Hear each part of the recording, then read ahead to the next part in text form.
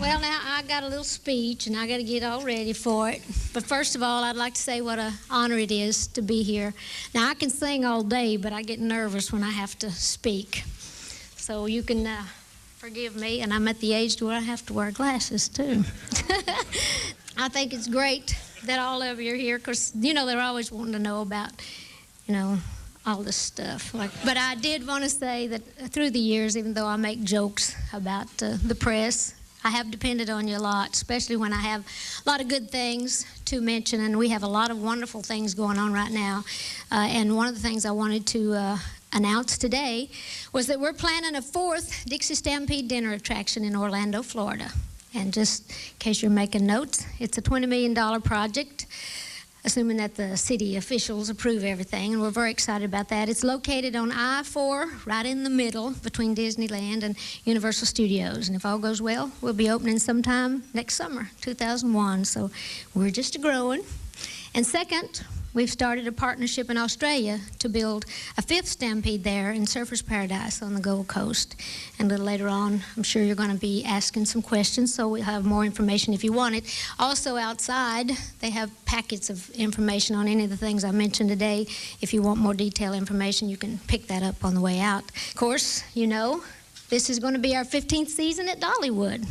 Just seems like yesterday we started that, and we got a lot of great things going there, and that's our theme park, in case you don't know, back there in the Smoky Mountains. And of course, we've put $100 million into that so far, and we've entertained over 30 million visitors since we started, so we're very, very proud of that. And we're building a new children's attraction for this particular season. It's called Dreamland Forest, and that's going to be our big deal this year. And next year, which we didn't get it done in time, we were planning for it for this year, but we have a big $20 million water park going in. So we're just entertaining all kinds of folks up there in the Smoky Mountains. Of course, the Smokies, might as well get a plug in here. It's the most visited national park in the United States.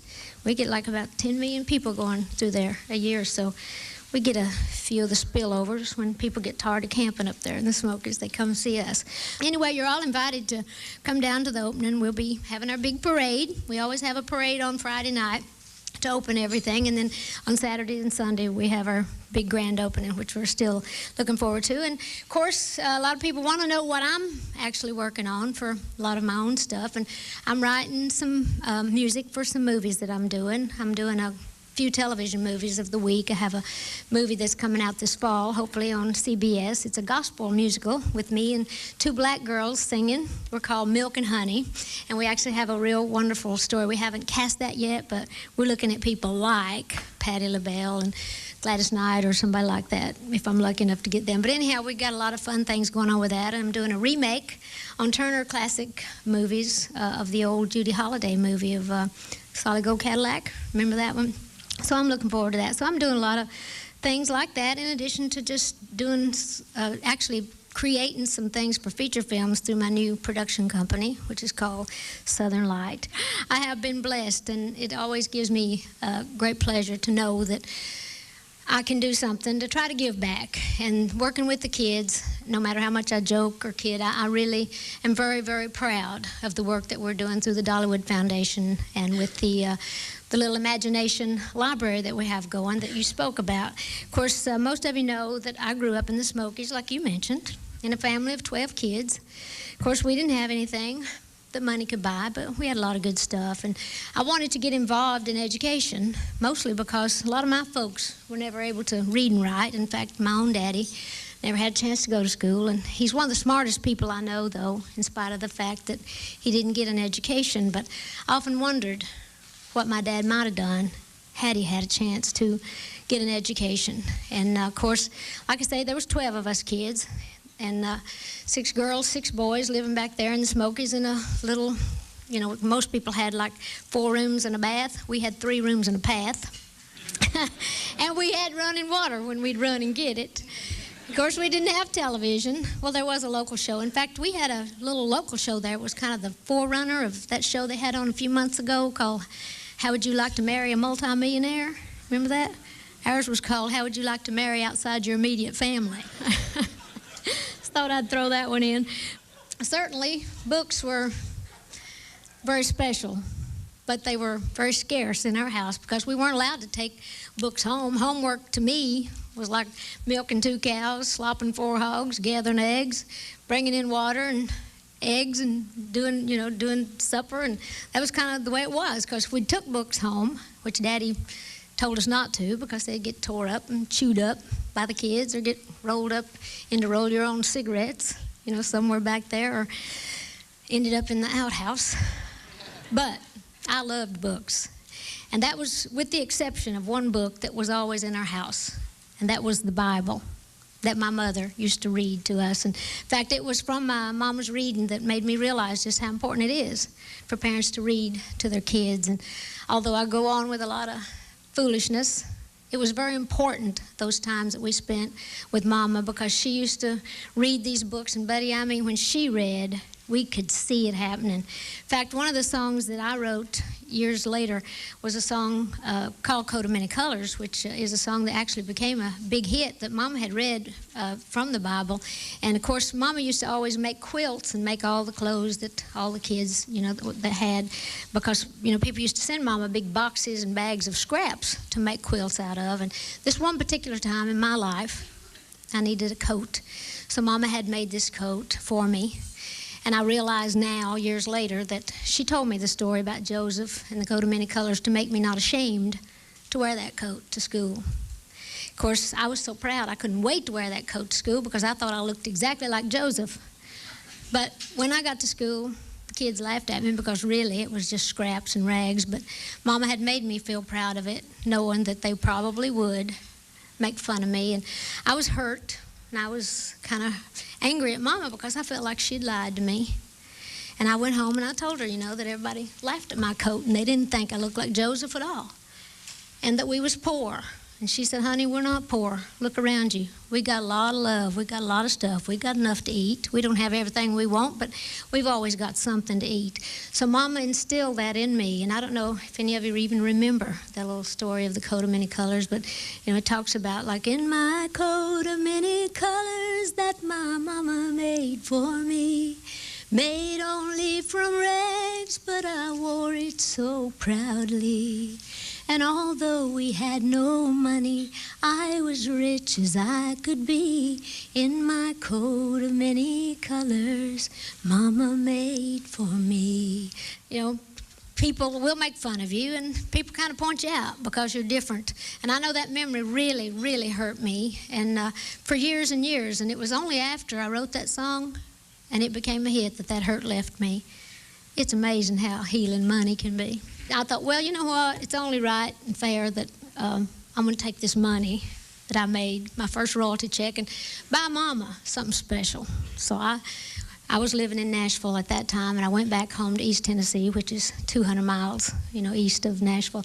So I said, Mama, get your pocketbook. I'm taking you to Knoxville, and I'm going to buy you the best mink coat they got. This was years ago when people were still wearing mink. I was very proud of that particular little coat, and I just trailed way off my story, didn't I? And it's not about just clothes. Sometimes it's about the color or the size or just being different. And you probably noticed that I still dress a little different.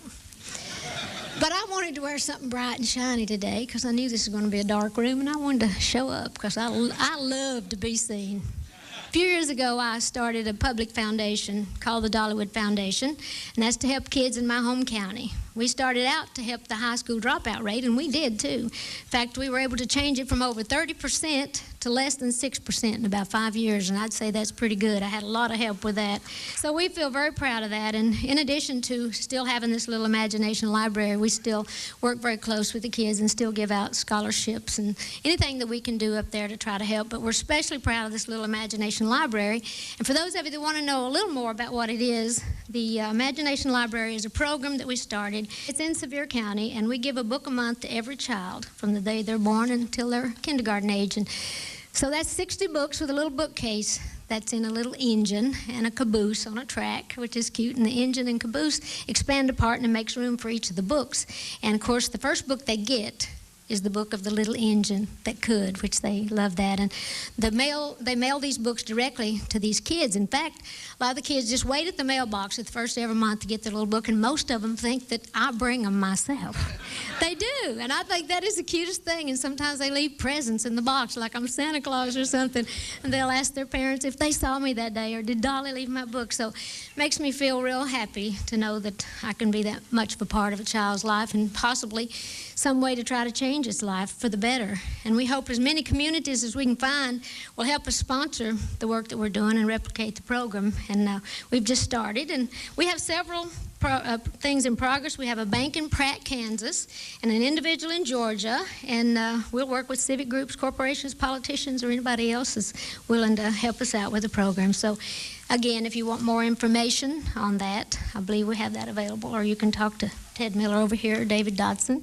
They'll help you with any of that. So today, I have a very special Stampede Company, and yesterday we made the announcement that we donated $7 million through the Dixie Stampede to expand the Imagination Library. So we felt very proud to be able to do that. And we're looking for other help because I can't do it all myself. I've already told you that I have to keep some money for myself because it costs a lot to make a person look this cheap. But I am proud to be able to do my part. And of course, we have Dixie Stampedes is like a dinner theater where we actually have all these beautiful horses. And we have one in Branson, Missouri. We have one up in Pigeon Forge, Tennessee. We have one in Myrtle Beach, South Carolina. And now we're hopefully going to have the one in Orlando and in Australia. So we're just growing with that. And we feed and entertain thousands of folks, and a lot of them bring a lot of their kids. So it just seemed great that we would be able to donate money from the Dixie Stampede to help with the Imagination Library. So the mission of my Dollywood Foundation is to dream more, learn more, do more, and care more. As a matter of fact, when I was putting all this together a few years back, I wanted to write a little something that would kind of say what it's like to, if you try, that there's not anything that you can't do really if you give it enough effort. And I wrote a little song called Try, and I'll read it like a poem. And I didn't bring my guitar because I didn't know how kind of a setup we'd do, but anyhow, my husband's Church of Christ, and they like to sing with no music. I don't. I'm a holy roller. I like all the music I can get. But anyhow, so this little song, I think, kind of says what we all need. It says, I've chased after rainbows, and I've captured one or two, and I've reached for the stars, and I've even held a few. I've walked that lonesome valley, topped the mountains, soared the sky. I've laughed and I've cried, but I've always tried. And I've always been a dreamer. And dreams are special things, but dreams are of no value if they're not equipped with wings. So secure yourself for climbing. Make ready for the sky. Don't let your chance go by. You'll make it if you try. And there's more.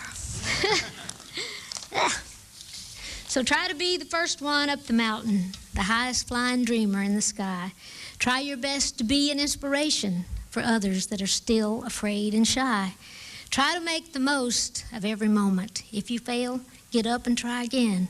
Try each day to try a little harder, because if you never try, you never win. Nothing is impossible if you can just believe. Don't live your life in shackles when faith can be your key. The winner's one that keeps determination in his eyes, who's not afraid to fly and not afraid to try. So at least you'll know that I'm out there trying, and I really do want to thank all of you for any support that you might give us as far as the press, because we feel like if we can bring enough attention to this, that we will make other people aware. And I know we all want to help the kids. It's like, and if we can help them when they're little and when they're young, in their most impressionable years, it might last a lifetime. And so we have lots of wonderful things going on, and I understand that they do have a bunch of questions, and he said he's going to read them all, but if any of you feel like you want to holler something out that you want to know. You've written an awful lot of lyrics. The one that always got my attention was, I'm just a country road that you keep turning down. But I wonder, what's your favorite country lyric that you ever wrote? The one that I wrote? Well, the one that is my favorite song is The Coat of Many Colors, but the one I like the most because it made me the most money is I Will Always Love You. What book had the greatest effect on you? Well, Well, I guess the Bible, actually, because that's the one that I heard first and learned first. But actually, one of the reasons that we picked The Little Engine That Could, I always loved that little story when I was a kid. And so I have several books. I've always loved books. And I don't remember a time when I couldn't read, because I'm so thankful for that, because I think if you can read, that you can just go anywhere and be anything in the whole wide world. And just kind of, and I love fairy tales, so I still guess the Bible. Someone thought your last movie with Burt Reynolds was just wonderful and wants to know, were you ever going to make another film with Burt Reynolds? Well, that must have been the best little chicken house in Texas that you was talking about. I don't know. I haven't seen Burt in a long time. We haven't talked about doing any movies, but it was fun. I love working with all those guys. I have better success with the women. Have you ever had any problems remaining close to your roots while you're such a public person? No, in fact, I think that's the thing that's kept me sane. I try to always remember where I came from, who I am, and why I wanted to do this to start with. It was not to get away from my family. It was not because I wasn't proud of my home that I wanted to leave it. I just wanted to take the Smoky Mountains wherever I went, and I did. I would give the same advice to a young woman as a young man. Anybody that has a dream, I think, first of all, in order to achieve that dream, you have to believe in it. You have to be willing to work for it. You have to be willing to sacrifice. I've always believed that I had more guts than I had talent, but you do have to put some backbone behind what you dream. So if you believe in what it is that you're after, well, just stick with it until you see it ain't going to work, and then change into something that might. Of all the performing arts that you're involved in, producing and acting and singing, which is your favorite? Well, my favorite personal thing to do is to write songs. I love to sing, but I think writing is my favorite thing because it's kind of something I can do. A lot of people can sing, but I don't think a lot of people write. I don't know that I'm that good, but I just get excited when I get a chance to write because it's like I feel like maybe there'll be something in the world tomorrow that wasn't here today. So good or bad, it just gives me something creative to do, and it's kind of like my therapy. If I can write it down, if I'm happy, then I can write about that. If I'm sad, I can write about that. Saves money on psychiatrists too. What do you do to make sure that the readings that you're giving the kids are right for the development of those kids at the stage of life that they're at? Do you have experts consulting with you about literacy? I'm glad you asked that question because I would never even dream of taking it on myself to pick a book for a young child to read. But we do have a committee of people that decide on which books we give out through the library. We have authors and we have people that work with children, and we have child psychologists and different things and educators that decide on what they think would be the best for children of that age. And then, of course, the parents get a chance to read with the kids too, but we don't take it on ourselves to think that we learn. That's a lot of responsibility. It's hard to know how to deal with children anyway and exactly what to teach them, but I just think that if we all try a little harder, going back to the song try, I think if we try to find out what is best for our children, I think we could give them a much better start than some of them get. Where do you turn for information about what kids need? How do you teach yourself what kids need? Well, like I say, even as a parent, which I have no children, I've been instrumental in helping raise several of my younger brothers and sisters, but you really have to pay attention to the child. You have to actually respect the nature and the personality of a child because every child is different. My mother was a great example of that because she had 12 children, 6 boys and 6 girls, and every one of us were different. We have similar personality traits, but our desires and our needs were completely different. So you have to turn to God for the first thing, like my mama would. That's what I do, if I'm needing direction about anything, and especially about children. And then again, as I say, you turn to the people, the experts, the people that's supposed to know, and just hope that you're doing the right thing. There's a lot of philanthropic work that goes on, foundations like yours and other wealthy people who use their money for social purposes. But the government has a role to play too. Do you ever think about what the government ought to be doing, and do you have advice for the government in this area? Well, I try not to get too involved in any political issues, but I think the government, as well as parents and as well as communities, organizations, everybody should get involved, especially get involved with trying to help the youth and the children, of the day. So I think we could always do more. It's just like when people say to me, oh, it's so nice of you that you're doing this or you're doing that, and I think, well, I could and should be doing so much more, but at least if you're trying to do something, maybe out of all that, if enough people do try to do something, I think that eventually maybe we'll make a more of a difference than we have. But yes, I think the government should do more with everything. Are you writing songs? Do you have another album in the works these days? Well, I have the bluegrass album. You just mentioned that this is a big bluegrass community here. I don't know why that is, but I guess it's because people come from different places. My new album is called The Grass is Blue. It's the first authentic, full bluegrass album that I've done. I grew up with bluegrass music, and this one, I mean, I'd done different bluegrass songs in different albums scattered around, but this one, we used only the best bluegrass authentic musicians.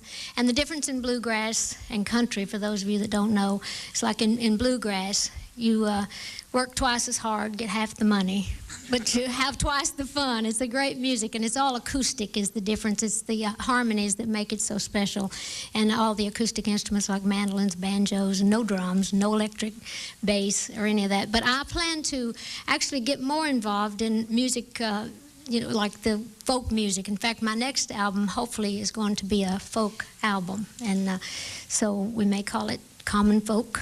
That's what the title is at the moment. A lot of the old songs that I grew up with that Mama used to sing. She not only used to read to us, she used to also sing all the old mountain songs, the old English ballads and Scottish and Irish ballads. So I'm going to do some more of those things as the time goes by, in addition to some of the other stuff. What is it that made you move beyond the country music that I used to hear when I was growing up in Tennessee and to go into the more exploratory areas, folk, bluegrass, and so on? Well, actually, the folk and bluegrass was part of my growing up and the country, but actually getting involved in the pop music, I just love being able to do everything because I have a very outgoing personality, as you might have noticed. And I just really love to feel like I'm part of everything. I don't want to feel like just because I'm a country girl and grew up in the country that that's all I get to do. But by the same token, the fact that I get to be in the movies and be on television and sing pop, my gut still says I'm a country girl, and those songs actually ring truer to me than anything else that I do because that's part of the fabric of my whole being and my whole upbringing. So I hope to continue to do all sorts of things just as long as the people let me and there's a market for it. What are the trade-offs with celebrity and fame against your loss of privacy and so on? Well, that's a good question. I really wanted to be a star. I have to honestly say that I have such an outgoing personality that I don't look at it like some of the stars that get to be famous and then they despise the people for running after them or wanting autographs. I appreciate it. I can't always do everything that everybody asks me to do or sign every autograph, but I really love the people, and I think if you really like doing what you do, that you'll find a way to make that work for you. And I know if it gets to be dangerous, so I don't have to run around with security all the time because I really refuse to live my life in a bubble. I like to go do the things, and I know when and where I can go and what I can do to be safe with it, and it doesn't bother me for people to recognize me. In fact, I think I'd be very disappointed if they didn't, and that's why I dress like this when I go to the store. There's the great people in the South, and it's like people talk about how ignorant we are. We're not ignorant. Most of us are just uneducated, and I think that's where it comes from because the smartest people I know are the people that can't read and write. Like you ought to know my daddy. He don't even know how to write our names and read our names, but like you give him a project or something to do, he's just brilliant. So I think that until we get educations and actually and it's not everybody, there's a lot of pretty smart people come from the South, and so it's not just about that, but I think education is the key to all knowledge. How did you get into the theme park business with Dollywood, and could you describe a little bit what your future plans for Dollywood are? Well, when I first got in the business, I think there was a thing in me that always wanted my people to be proud of me and my family. So I wanted to be able to do something where I could go back home and not only just say, here's something I've done. I'm the girl from here that loves this place, that I do have a lot of pride in the area that I'm from. And I thought years and years ago that I wanted to do something like a park. And then I got very lucky and got in business with my partners, the folks from Silver Dollar City, the Hershon family, and of course this man right here, Ted Miller, is the one that kind of helped me pull all that together because they knew I was coming up there to build a park. They already had some things going on there, so we just got together and we put together what I think is one of the greatest partnerships in the world, and it has provided not only fun and recreation in that part of the country, but it has provided thousands and thousands of jobs, and the whole area has really grown in leaps and bounds because of some of the stuff that we started. Of course, we can't take credit for the Great Smoky Mountains. They were there a long time before me, and that's a great place. But we have provided a lot of new things, a lot of jobs for the folks there. And we've done so well, and the folks enjoy it, families that come to Dollywood. We hope to do just like what we're doing with the Dixie Stampede dinner theaters. We love the people that we work with there, Fred Hardwick and all the folks with Dixie Stampede. We also have wonderful partnerships with them, and we just hope to continue to build parks maybe all over the country and possibly all over the world. I'd love to have a Dollywood 1, 2, 3, and 4, 5, 6, or 7, whatever. A number of people said, "How do you stay so pretty?" Oh, my. And in particular, what's your exercise program? Well, I'm basically physically lazy. I don't like to exercise, but, I'm one of those people that, if I see something bagging, sagging, and dragging, I go have it fixed. How would you critique the stage presentations of George Bush and Tennessee's own Al Gore? I'm not getting into politics. What's a harder business to be in, acting or singing?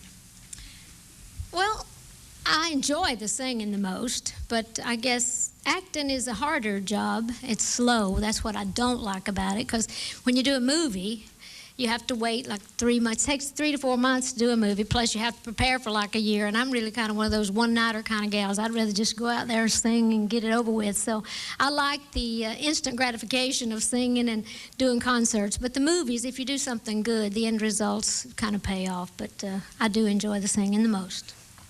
Did you ever have any formal music training? And when you were a kid, did you practice? How did you get to be such a musician? Well, I don't know that I'm such a musician, but thank you for that. But my family's very musical, my mother's people especially, and I grew up singing in the church. That's my mama's people. My grandpa was a Pentecostal preacher, so that's where I learned to sing. All of us did. And everybody played some sort of a musical instrument, and I can play several different instruments. But when you're a kid, everybody's playing something. You just walk up to them and say, "Show me that chord, show me this chord." But I never had a lesson in my life. I don't know one note from another, but I make up all my melodies, and I make up the words. But I don't know if when they write it out, when I'm having my copyrights done, I couldn't tell you if it's right or not unless somebody sits down and plays it at the piano and reads the music. But so you don't really have to have an education. I wish I did know how to read music, but for me to start now would be to mess up some other stuff I got going. Sort of like Chet Atkins said once when they had asked him to play in with the Boston Pops. They were in Nashville and the orchestra was there, and they asked Chet, they laid some music out, and they said, "Well, Chet, do you read?" He said, "Not enough to hurt my picking." What kind of reading do you enjoy? Well, I love everything. I read a lot of spiritual books, but I love every great new book that comes out, all the bestsellers, and I've always, loved it. My favorite Southern writer is now, this day and time, is a lady named Lee Smith. I love all of her things, and she's a lady that lives in North Carolina, and she's written some great things, but I read all sorts of things. I still read the Bible. This says you're known as a role model. How did that happen? Are you religious?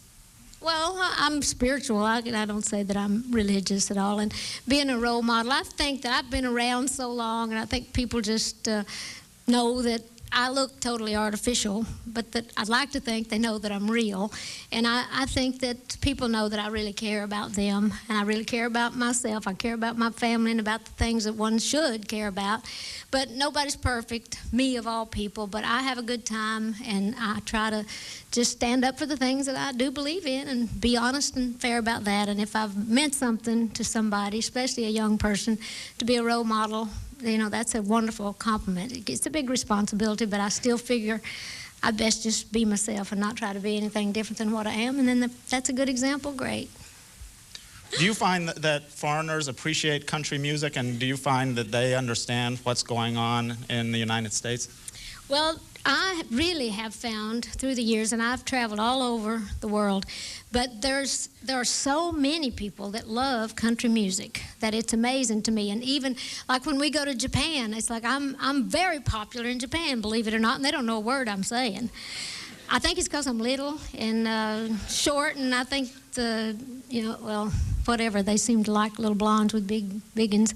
And, but they just seem to, I think there's something about country music that you feel. I know certainly like in Australia or like in, the places where you actually can understand it, like in Ireland and in England and Australia. That's why I was talking about having great fans in Australia. They appreciate it, but I think people feel the emotion that's sung in country music, and I think emotion doesn't have a language. It just kind of speaks itself. It has its own language, and I think people mostly just love it because they feel that it's something real, and it touches them somewhere in the deep parts.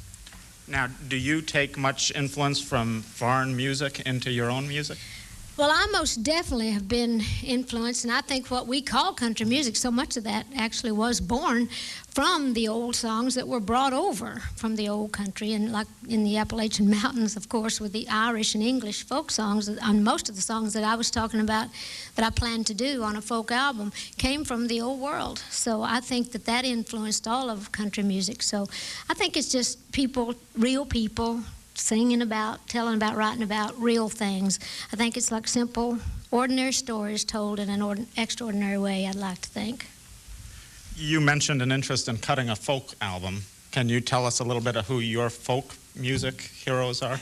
Actually, the people that have influenced me the most have been people like in my family and people that I have worked with in doing the research with a lot of this old music. Of course, I love all sorts of music, and I have a lot of country music favorites, but most of the folks that I have been most touched by have been people that have come from my part of the country, just some of the older folks that would sit back there on their porches and sing and play their dulcimers and their banjos, a lot of them being a lot of my own relatives. And then, of course, you try to find all the old folk things that you can as you travel around and try to pick up tapes and, cassettes and just kind of study on that. It's kind of like a history lesson to learn all about that in different parts of the country, to search out what the music is there in their area. My heart just loves you, and I am so happy to be standing here getting to do things like this and a big old bunch of important people. And I always think it's a long way from to the top of the world, from the top of the Smoky Mountains, and just thank God for folks like you that allowed me to see my Smoky Mountain dreams come true.